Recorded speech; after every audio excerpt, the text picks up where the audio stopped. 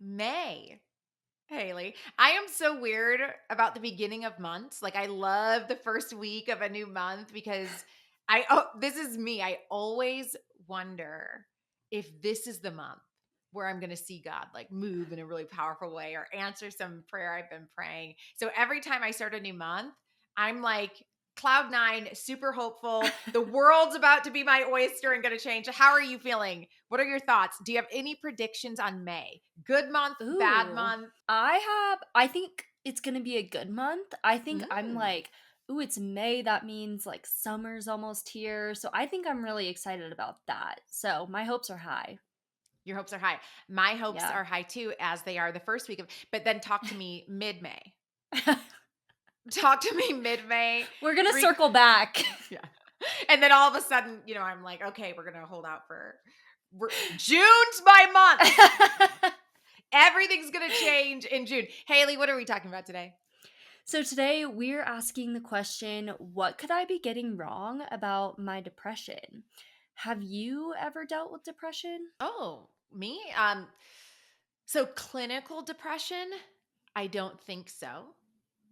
Periods of sadness and darkness where I'm struggling to get out of bed, or I have a really dark season for maybe even like a month or weeks at a time.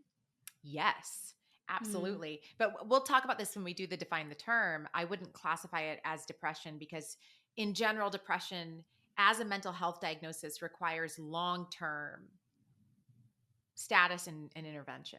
And we're going to have my husband, Seth, join us today for our conversation. And because I've seen him and I know what living with depression actually looks like, it can be very challenging.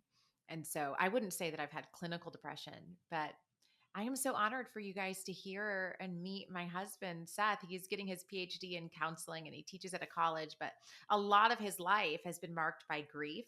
His brother, Tyler, passed away when he would have been 17 and Tyler would have just turned 19 years old. Hmm. And so a lot of his life has been marked by loss and suffering and struggle. So I've seen him go through that, and I don't think I've ever had it quite that bad. I don't know. What about Hmm. you? Have you had? Has there been a season of your life where you're like, okay, this is getting to be clinical depression?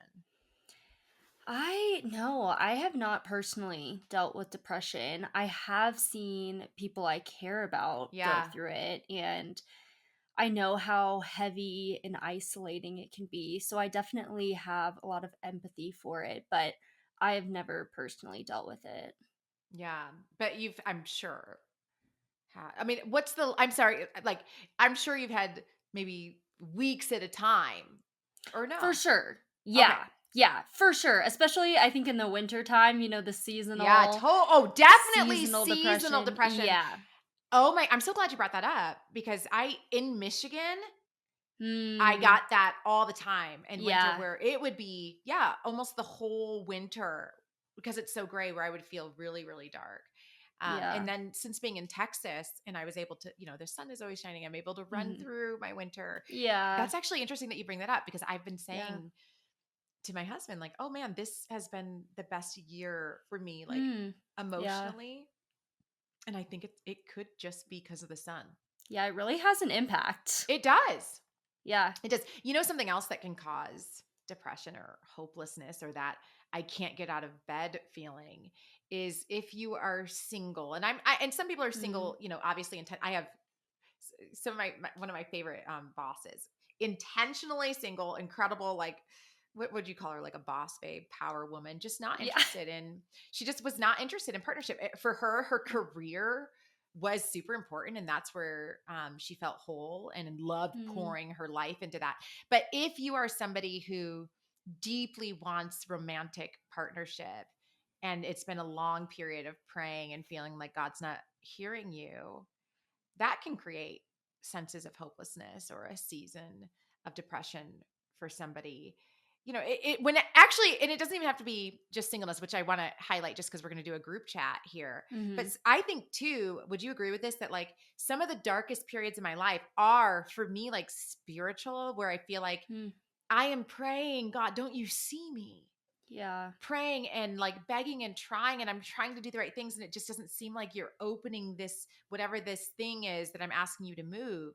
That has created a spiritual darkness, Yeah. which then feels Totally. like hopelessness. But I Mhm. wanted to, for group chat today, I wanted to bring on my friend Vimbo, because she is somebody who I was just really fascinated by her. And I'm not going to, she definitely went through seasons of depression in her singleness Mm. because she wanted partnership. But something that I always found fascinating about her is she like just knew how to keep engaged in her life and find things that were fulfilling for her. And she like never stopped putting herself out there. It's Mm. just such a, she just lived such a vulnerable life. And so I wanted to have her join the line for group chat. If you are new here, group chat is where we share a dating experience and ask, is this horrible or holy? And then send it to the group chat for feedback. Let's get Vimbo in the group chat. Okay, so you, Vimbo, are somebody who you used to just crack me up because you never stopped putting yourself out there, trying to meet people, which is for a lot of single people, like that's the hard part, right? It's like once I graduate college, where it's kind of built in for me, and if I don't have like a church community in the city that I moved to, what do I do? Okay, what do you tell them, Vimbo? What do they do? I say don't stop doing things because, I mean, yes, you can absolutely connect with people behind a screen. But for me, like I can only speak from my personal experience. I found greater, deeper connection in face-to-face events, going to things, doing things. I mean, I had a whole season where I was outside. I was the definition of outside. I was just trying new things. Um Honestly, even how I met my husband, I am not a camper. This is the miracle behind the miracle, okay? I am not a camper. And I had friends who are all interested in like outdoorsy things and go fishing and do all those random outside things. And they were like, hey, our young adult group at our church, and they lived a little ways away. They're like, we're going on a camping trip. And would you like to join? And I said yes. And that yes was the yes that led to me meeting my Yes, husband. So you just never girl. know. You just never know. It was the first time I had gone A camping in black woman years. on a camping trip On a in the camping trip woods. in the woods with the fresh air, you know, not showering for 3 days, but look at God. Yeah, no, it was through that I learned that like when you put yourself out there and you just kind of like test the waters in a less than comfortable environment, one, you learn a lot about yourself. But two, I feel like when you're doing something new and other people are also outside of their own natural environment, it kind of gives you all an opportunity to be more vulnerable. And so, yeah, I don't know. I just think that's like that would be my advice is like get outside. I think it's just there's so much value in connecting with people in This was person. so real. I just remember you saying to me one day about, we were talking about how exhausting all of this is. And you were like, you don't understand. I just remember you crying to me one day and saying, you don't understand how tired I am of going to the grocery store and thinking maybe this is where I'm going to meet him. And then you Mm. were like, I'm sad to come home from the grocery store. Yes, because you're reaching for the organic bananas and the guy also reaching for the organic bananas. You're like, is this my person? Are we supposed to meet by the organic bananas? Like, are you healthy? You know, is my future healthy? All of the things. It was very exhausting. I'm not gonna lie, it was very exhausting, but I You still even think did it was salsa lessons. I mean, I like did you were I out here. I Wow. was outside. I did salsa. Like I can think of so many different things I did. I did salsa lessons. If there was ever an And I event think going you on, did go on a date with one of the guys at salsa. I did. I did. Yeah. I followed up with people. So it wasn't just doing things. It was like I would go to a board game Mm. cafe and then you meet someone and maybe not everyone you meet you connect with. Like you don't have to go out and then become friends with every single person you encounter. But yeah, I met a lot of really great people and had great experiences. So I want to tell I this really do story. think yeah. No, go ahead. Finish your thought. No. I was just gonna say I think you have to get outside if you really want to find the magic. Okay, I'm going to tell this story about Vimbo, and then Haley, I just want to hear what you're doing. Okay. sis, to be going outside. And are you in Salsa, Haley? This is what we need to know. But I just want to tell the listeners, this is Vimbo. And I will say, Vimbo's like a high extrovert. So Yes. not everybody is living life the way Vimbo just Mm. naturally, even married, like the way you just show up and are down to make relationships with people. But I never forgot this. One time I was speaking at a church and I brought Vimbo with me. Church she'd never been to, okay, in a city she did not live in. And this is true, Haley. I go to leave. So we have potluck, okay. I'm worshiping with God's people. And then I'm like, oh man, it's over. Gotta get home. And I'm like, all right, Vimbo, let's go. And she looks at me and says, I'm staying. And I said, you don't know these people. And she was like, no, they're going to somebody's house later. And so I'm going to go with them and they're going to give me a ride home. But bye, True have story. fun. And I was True like, story. you are staying at the church I brought you to? True story. This And you absolutely went to happened. someone's house, I think it had I potluck did. again at night and played board games. I did, but it was not stranger danger. Like there were enough mutual connections that we were in a safe space. But no, really, like Heather's, even now, I just find that it's so important to actually connect with people in real life. I will give you an example. Like, I don't think it just stops when you're dating. I think this is an applicable message to anyone. Being in the DMV, we have been here for quite a while now, but I found that the actual connections have happened when I've gone offline, like gone in real life. Just the Yeah. other day, You do a I met some. workspace. Yeah, like co-working. The other day, I went to a co-working session with a bunch of people I met on Threads, literally. And then the other night, I went to dinner with someone who invited me on Instagram. Granted, once again, you know, do your research, like take a friend. I took a buddy with me just to have someone to, you know, like get out of the situation if you're uncomfortable. But there's nothing that replaces that, like no amount of DMs.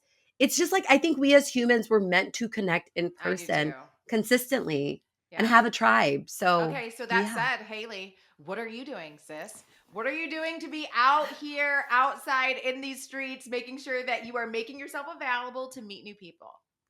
Okay, so I play pickleball. I love pickleball. I love it. Okay. But here's the thing. When I'm doing that, I'm with people. And so I wonder, like, would someone actually approach me? If I'm with this group, I'm usually with, like, my church friends, and it's a big mix of guys and girls, and we're all really close. And so I'm like, would someone approach me if I'm in this group? I don't know. I really respect that, like, Vimbo is like, oh, I just went to these things. I don't know if I would go by myself. That's the thing I was thinking of while you were talking. Going by myself sounds so scary, but again, would someone approach you if you're not by yourself? So this is what I would say. I think I would actually still encourage you. Like Heather said, I think you can just never know. And I don't want to like shame people who are more shy in approaching people if they are interested. Yeah. I don't want to shame them. All I can share is my own personal experience. And on this camping trip where I met my husband years before we dated, but when we met and he made it very clear he was into me. I need to say here, just so people know, Vimbo, as she is praying for a husband, as we are literally fasting and praying, this boy likes her and she friend zones him. And she's like, not him, Okay. Lord. Okay, that is sister, whoever is listening, is it possible that you have friend zoned the husband that the Lord sent you? Oh wow, you are outing me for real. But that is another story for another day. The purpose of me sharing that was I was on this camping trip with another friend who we were both single at the time, and we were in a young adult group with single men and single, women. And still, at the end of the camping trip, my now husband came up to me on the boat. We were actually camping on an island. It was very epic. We were camping on a little island off the coast of where we lived. And as we were taking the boat back to the mainland, he asked for my number. He was like, yeah, I'm on social media, but I would love to have your number. And then within a day or two, he texts me and says, I had a great conversation with you. I would just like to take you out on a date. And the rest is, And you said you would make a great friend. Thank you, sir. You know what? We are going to be best friends. All is well that ends well. But I would say that ends well. All is well that ends well. But I would not discourage being in the group settings. And then also trying to be a part of different groups, because I just feel like the more you are meeting with other people, like even if it's like another church. Like I Yeah, had you gone went to to totally another, different churches. Yeah, I different went to totally, denominations. You were like, I'm yes, Pentecostal this weekend. I'm girl, I was Baptist. Baptist. That Baptist young adult group saw more of me. Okay, we're not going to go there, but I'm just saying it's really good to get different ideas. Honestly, if nothing else, I will say this about the season where I was going to salsa and I was going on dates and I went to a speed dating event and I went to like a paint night class. Like I was doing, when I say all the things, I'm like everything. Even then, even if those didn't necessarily introduce me to who I ended up being with, they did open my mind more to what I wanted, and also opened my heart to be in like a dating mindset, because Heather is right. Like I was so, out of one side of my mouth I was saying, man, I really want to be in a relationship, but out of the other side my actions were not like opening me up to dating until the year that I actually started dating my husband. Like that was the year, earlier in that year I had been intentionally going out and being outside and meeting people, but I think it was almost, it changed my mindset because now my actions were matching what I said I wanted to happen. Yeah. So Well, before we go, I love group chat, by the way. Thank you so much for joining us on the group chat. But Vimbo, before we go, you do a lot of speaking and you started a coaching for single women. Please tell people how they can find you and a little bit about yes, your coaching real quick. yes, absolutely. So I am a speaker who, I like to say that I help people move from burnout to bliss. And because my background is in education, I have worked with teachers, administrators, just supporting them in their burnout journey. But as we've shared, I had a little bit of a longer journey being a single adult. I had like a decade of working in my career before I was engaged, then married, or even dating anyone. And so I recognize in that single season, you can often experience a lot of burnout. And so I have started a coaching program, one-on-one coaching for singles, where I help you get outside, like wherever you're living. I help you find events and we meet. She and I literally looks encourage. them up for you and tells you, oh, there's Yes. salsa here. Here's the address at Yes. 7:00. And then check back with me to tell me that you went, which is what I think so many people need, is someone to hold their hand a little bit.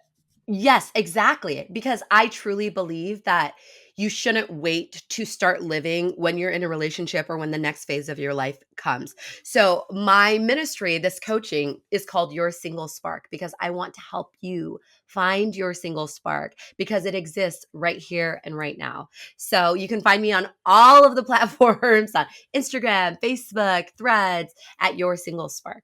So, And we will make sure to link it in the show notes. Thanks so much, Bimbo. thank you. Thank you. Okay, so we're going to have Seth join us today for our submission stories. But before we do that, can we define the term? Remember, for this segment, I am going to tell you a word and its actual definition. And I want you to ask yourself how knowing the actual definition may change how you see your relationship with that word. So, our word for today is depression. And here is the actual definition of depression. And then I just want to read you a bit from Mayo Clinic article. But Haley, will you leak the Mayo Clinic article in the notes? It was super interesting, and I think people might learn from it. But the definition of depression is a mood disorder characterized by a persistent, sad, hopeless, or empty mood that can interfere with your daily life. It's more than just feeling sad or feeling down. It's a condition that can significantly impact a person's thoughts, emotions, behavior, and physical well-being. Here's an article from Mayo Clinic, and I think this is why I said earlier that depression as a mental health classification isn't the same thing as just when somebody's like, well, I felt down for 3 weeks and I snapped out of it. That's not the same thing as depression. Mayo Clinic says this: you may have trouble doing normal day-to-day activities, and sometimes you may feel as if your life isn't worth living. More than just a bout of the blues, depression isn't a weakness, and you can't simply snap out of it. Depression may require long-term treatment. But don't get discouraged. This is from the article, but don't get discouraged. Most people with depression feel better with medication, psychotherapy, or both. So I just want to highlight something from their article. Depression isn't something you can just snap out of.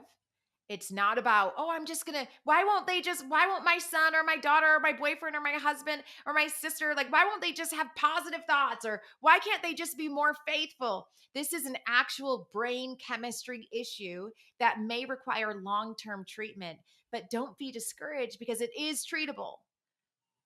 Let's bring Seth on and read some submissions so we can have some examples of what depression in someone's everyday life, like what that can look like and what it can do. Yeah, I think it's really important to talk about this, especially because I've heard people so casually throw out, like, oh, I'm so Mm, depressed.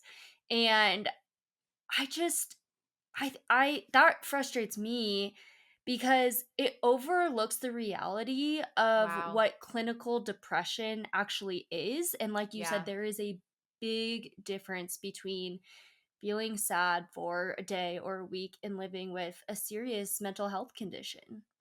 Yeah. That's absolutely true. And I am so excited for our submission story segment today because we got my number one guy here, my sixth grade BFF, the one and only Seth Michael Day. Seth, I had said it earlier, but what's your PhD program in? Counseling and psychological studies Okay, so I at yes, Regent University. counseling and psychological studies. And so we're excited to have you on. And I know also, you've battled depression so did you have it as a kid or was it more like something that happened in your teen Hmm. years to adult? I don't know because like when people talk to me about my childhood, I don't know. I think I probably have always dealt with depression. I was always isolating myself. I think maybe it was just emotional regulation, which I'm sure turned into depression. I Mm, was hiding under tables when I would get stressed and that kind of thing. So probably yes, and undiagnosed until later. Yeah, I think in high school was one of the first times I went to a counselor. So before we get to submissions, just do you feel comfortable sharing a little bit about your story of kind of what sparked some deep depression? Just because some people listening might not yeah. have read I'll See You Tomorrow or have Hmm. known you before, but your brother, that's a big part of it. So that's what I'm saying. Yeah, so for me, just losing a sibling, and you can read the book I'll See You Tomorrow to learn more about it, but losing a brother my senior year of high school and kind of watching his battle with cancer and what he went through. And here's the thing about it, like, um, I was able to see God in profound ways through that suffering. But yet at the same time, and I mentioned this before when I talk about this, I was unable at the time, and I think this is what actually made the depression much worse. Hmm. I was unable to separate seeing someone on their deathbed essentially give their life to God and being carried into a Hmm. baptismal tank and seeing this, wow, this is powerful, right? Saying he wants nothing more than Jesus. And then at the same time, grappling with the reality of watching him die before me, which was quite traumatic. And I just didn't understand it at the time. So for me, I think it was more in the years following suppressing the, I'd say the trauma of seeing that before my eyes. And then that turned and manifests itself in some really bad ways. Then I just shut down and did not function in life for a while. I always tell people it took about 7 years of my life to Hmm. kind of wrestle with that. So yeah, What so it was would a you unique situation. what would you say? Because I know that you're very passionate about grief and Hmm. plan to do um, is it a grief certificate? Hmm. Yeah, like that you're passionate about helping people through that. What would you say, how would somebody know, I guess, the difference between, and you can just, I don't Hmm. want to put you on the spot. I don't want you to think No, like it's I'm fine. giving and asking you for an academic answer you haven't studied for. I'm just saying for Sure. somebody listening, like let's say that they have lost maybe either a relationship or Yeah. actually death, Hmm. a person. Yeah. What is the difference between grief and depression? Like, how do they know, oh, this is just part of my grieving process that I can't get out of bed? Grief is normal, right? That's a normal thing that we should be experiencing when we lose someone. Okay. Depression can come about as X and Y and Z circumstances that really impact us in a certain way because we should be feeling a certain way when we lose someone and going through certain cycles. And so that's just, I think, a quick clarification and distinction between Mm. the two. I just want to repeat it back. So you're saying depression is Yes. a categorical Mhm, mental mhm. illness. Yes. But grief is not. That's really interesting. Yes. I didn't know that. Yes. You haven't Yes. told me that. Well, Yeah, that's why we're here. interesting. This is fun. Get to learn about you. Yeah. Okay, Haley, Yeah. you found some submissions dealing with depression. Yeah. Yeah. Are you guys ready to hear them? I think so. Yes. All right. So here's the first one. I, 30 female, genuinely love him, 35 male, after 2 years together, but I broke up with him last week. Okay. For the last 13 months, he has struggled with life. I've financially supported him for a year now, paid 100% of rent, utilities, dates, and trips. He didn't have a job or look for one for the first 6 of those months that we were together, and then I got him one at my company. He struggled to meet work commitments because of his depression, and I ended up doing the work for him to save him embarrassment. We've spoken many times, but he is against medication and won't take antidepressants. I realized I didn't want to marry someone I had to take care of all the time, and he promises me that it's a phase and it will get better, but I don't know if I can believe that. I feel like 13 months is too long to not get any help. So I ended things and he feels abandoned. Am I in the wrong? Wow. This is actually, for some reason, it made me tear up. Yes. Listening, because we talked about this in Define the Term, that depression is that's what makes it called a classification of depression, is that it is extended periods of time. We're not talking about just a moment or a few days or a few weeks, and it does not go away. You cannot snap out of it without intervention of therapy or medication. So so I feel this is one of those that I'm not going to give an answer, right? Because I don't know if there is one. I think everybody's different about what you could handle, but I feel for her and I feel for him. My only thing that I would say to her is, I think it's okay to say to somebody, I need you to get help. Yeah. I think that is a boundary she can set. I need you. I'm here for you. I will help you make the appointment. I will drive you there, but I need you to try and get help. I would add to this. I heard two things that just stood out to me. I was listening for the actual behaviors on his end. You said one of them was he did not look for a job, and you said something else at the end. I'm looking for that behavior. What was that last part? Oh, but he refused to get medication. So those two things, that is significant. And again, I'm not a clinician, but I can approach this somewhat from just like learning theories, because I worked in public education for a little bit. With the younger population, and then we teach a little bit of this stuff in my classroom. So if we can just settle and I know there's pros and cons to every learning theory and every counseling theory, but just to take this at face value, it's important to understand, first of all, that every single behavior serves a function. So we are calling him lazy, and that is really a symptom. And there's a root underneath of that, right? So this person is lazy, and how is he doing that? Well, what is the behavior? He's not looking for a job, and he won't get medication. So if we were in a school setting, let's just take this little example just for a quick minute here. And I used to work with middle schoolers, and I would have to try to figure out, why is this certain behavior happening? And so if I was observing a student and he has had a ton of referrals, and I might go into his classroom and do some data tracking on the student to try to understand. I remember going to a training on this. If you ever take a class, like maybe in education, I took a class on this a few years ago and learned even more about it. But when you're working with behavior issues with students, it's important to remember they're seeking something, the function, the access or avoidance, attention, or sensory. Okay. And this is typically or initially working with children who have autism, but it is used in all aspects of behavior in schools. And so if I'm having a student who is acting out in class, okay, and he is yelling and he is screaming and he starts arguing with his teacher, I want to go in and I want to do some data tracking to figure out what is that, because there is a behavior, but that's a behavior, right? But there's a function behind that behavior. And so if I take some data and do some data tracking and I start to see a pattern that emerges, well, wait a minute, he's fine all day, but when he goes to Cheryl's math class at 9:30, he is sent to my office every single day.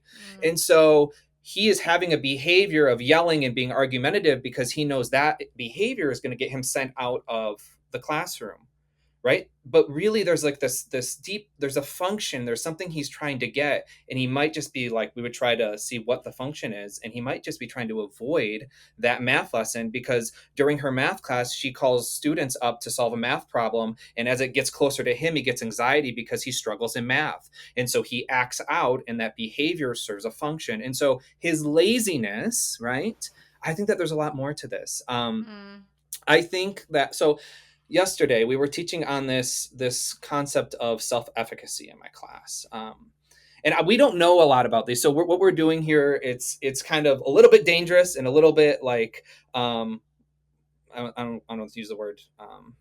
We're intrigued by this, right? So we're just trying to use what we know here. It's like if someone asks you for directions, we're not exactly sure. We've been to maybe a location once and we can point them in a general direction. And hopefully that's what we're doing here, right? We're pointing someone, but we don't know exactly everything. We don't know exactly the location they're going, but hopefully what we're going to do is just point people in the right direction. What I would say from this is, there's an underlying reason for this behavior.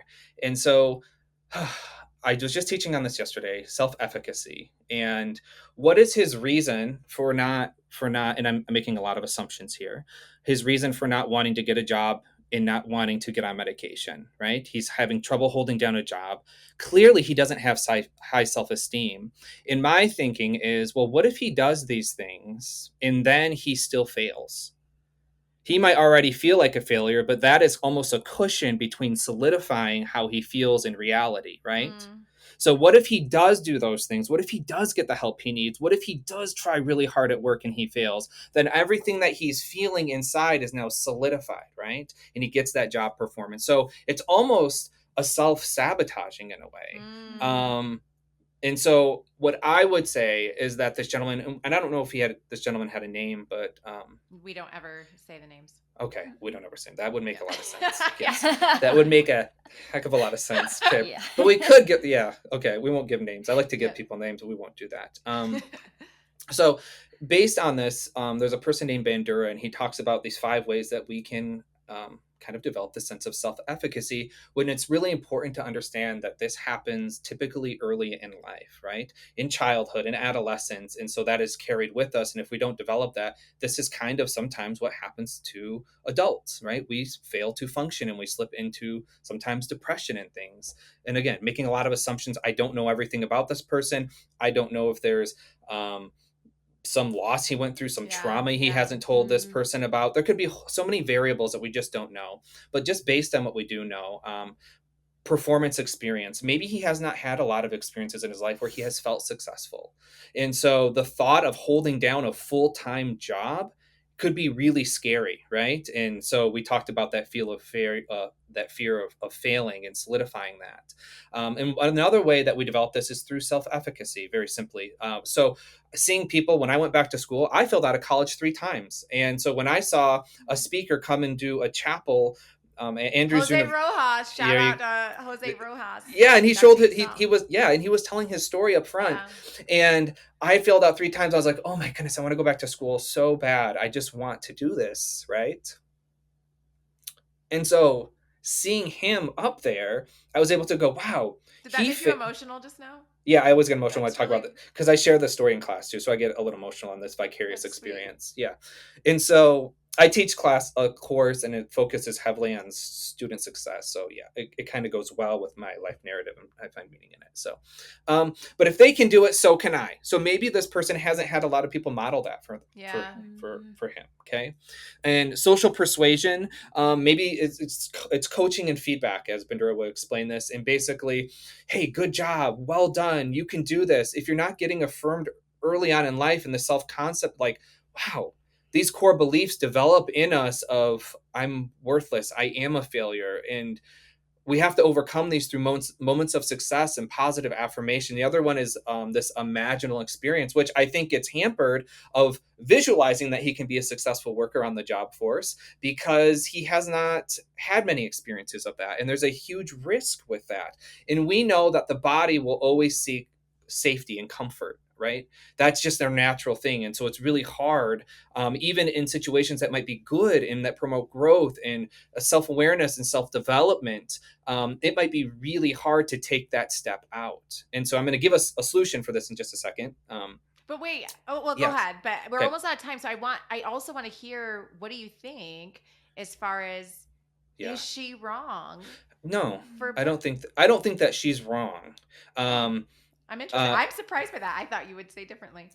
well, I know well, how, yeah, yeah, empathetic you can be, because I know that I you know am what it highly feels like to empathetic struggle. Yeah. because again, we all have our own window of tolerance, and for Right. someone to be posting this online, this isn't just about one person or another person, right? I think that she could choose to work with this person and gain a deeper, like, psychoeducational understanding of what he's Wow. Yeah. going through, which may help to restir kind of this sense of empathy towards that person. But there's a cost to that other person as Sure. well. Sure. And maybe Um, you don't have the window of tolerance yourself. So yeah, part of it is like knowing who you are, yeah, right? yeah, And what yes. you have tolerance for. Yes, in the absolutely. And the last one is just kind of this physical and emotional state of, just wow, that experience felt good. I was successful. I want that. I want to experience that again, right? That made me feel a certain way. And so it's important for us to understand that we as people, carry so much stuff with us, and we're so complex, and it is very easy to just throw things out there. So I'm sure that whoever wrote this, we don't know their name, was is very frustrated. But so I think that they're okay to do either way. Obviously, they Yeah. should probably both get in counseling. Yeah, he needs medication. Um, uh, a wise person once wrote, like, it's prayer plus prescription that sometimes will help us through these situations. I was in a class, and the person was giving a lecture, and it was one of the teaching assistants in the class, and she was sharing about one of a relevant psychologist in the field that she works with today. And she was saying this psychologist refuses to see patients who aren't taking care of their physical health because depression skyrockets with something as simple as getting adequate sleep. They refuse to even see them. So there's just so many variables. There's so many ways to approach this, through nutrition, through sleep, through exercise. When I was depressed in college, and I finally went in and saw someone because I said, I'm not functioning. I'm failing my classes again. And they sat there and they said, Seth, you can either get on an antidepressant. Obviously, you need to have a licensed professional give you this information and walk you through it and guide you through it. He said, or you can do 1 hour of vigorous exercise a day, and that will serve the same as being on, like, a mild dose of an antidepressant. And so there's just a plethora of options for dealing with this. But I think at the core of it is this lack of self-efficacy and believing that he can achieve this. So he's kind of pulling back from anything that would make him uncomfortable. Well, I'm proud of us today, Haley. You know, Yeah. we sometimes we set out to not give a definitive answer and we fail. And Oh, Yeah. today, Seth, you have allowed us to succeed because we have said this could go either way. yeah. And I agree with that. Hey, babe, thanks so much for joining us. We really appreciate it. Thank you. You're super cute too, by the way. Thank you. I want to close every episode with a segment I call Day in the Bible. And this is where I share something I have learned in Bible study with you that will beg the question, what if I'm wrong about how I've been reading or thinking or explaining this Bible passage? Today, we are going to look at depression in the Bible. Did you know that depression shows up in the Bible, Haley? I did not. Yeah. And I think that, so I really wanted to do this. I'm going to get to it in a second, but I really did want to do this because, and this hasn't been true of my Christian circles, but I do know people in Christian circles who will feel like, people minimize or act Mm, like it's something like, oh, if you just prayed harder, you know what I mean? Like you yeah. wouldn't have this brain chemistry issue. Mm-hmm. And so I intentionally wanted to find verses in scripture so that people understand, like, this is not just a part of like the human experience, which it is, it's also evidenced in scripture and the parts of the human experience that we see in scripture and the Bible. So today we are going to look at depression in the Bible. And King David, who, by the way, scripture says is a man after God's own heart, also struggles with depression.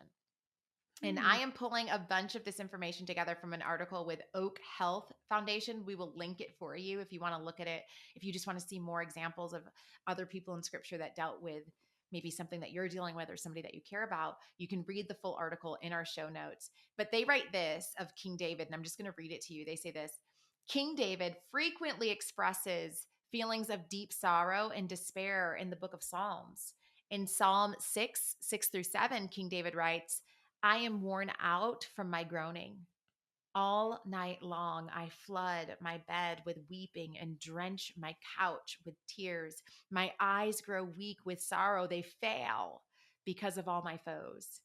He also writes Psalm 13:2, how long must I struggle with anguish in my soul, with sorrow in my heart? Lastly, in Psalms 31:9-24, he writes, be merciful to me, Lord. I'm in distress. My eyes grow weak with sorrow, my soul and body with grief. My life is consumed by anguish, and my years by groaning. My strength fails because of my affliction, and my bones grow weak. If you want to go in our show notes and read the rest of the article, they give other examples of biblical names you may recognize, like Elijah or Job or Hannah and Naomi, who have struggled with depression. So I want to just slow down and say, depression does not mean you are not faithful. It does not mean that God is not with you. I think that's really key. Sometimes when we get in those dark spaces, and it feels like God is not answering my prayers, we can be tempted to think, okay, God's not with me, or I've done something wrong and God has left me. That is not true. It does not mean that God is not with you. And it does not mean that you have done something wrong. Luke writes in Acts 13:21-22, then they asked for a king, and God gave them Saul, the son of Kish, a man of the tribe of Benjamin, for 40 years. After removing him, he raised up David as their king and testified about him, saying, I have found David, the son of Jesse, to be a man after my own heart. He will carry out all my will. So I think this is interesting because the person God calls a man after his own heart and who God says will carry out his will is an imperfect, depressed man named David, who literally, even as God is using him, even as God has positioned him, even as he's seeing miracles unfold of God, still, scripture says, battles depression. And I just want to say to the person listening right now that God sees you. God loves you, and God will endure with you in your suffering. There is hope despite depression. There is treatment options that have high success rates, and you are worthy of getting help and being able to fully engage in your life again. And I also want to say this just as somebody who, like obviously my spouse has had depression. My Scarlett, my best friend, has struggled with depression. Sometimes people need you to take their hand. And I'm saying this too as a teacher who I have had students that say, I'm dropping out. And I'll say, give me your hand. I'm going to walk you to the counseling office. Sometimes people need you to take their hand and help them make an appointment. And I do think as Christians, that is part of our responsibility, right? To co-labor with one another in Christ. So that's it for today's episode. Join us next week as we continue in our theme of mental health. Next week, we are discussing the topic, Anxiety is Ruining My Day. You can send me your submissions if you want us to discuss whatever experience you are questioning on the podcast. Email me at whatifimwrongpod@gmail.com. I'm Heather Thompson Day, and I'll see you next week.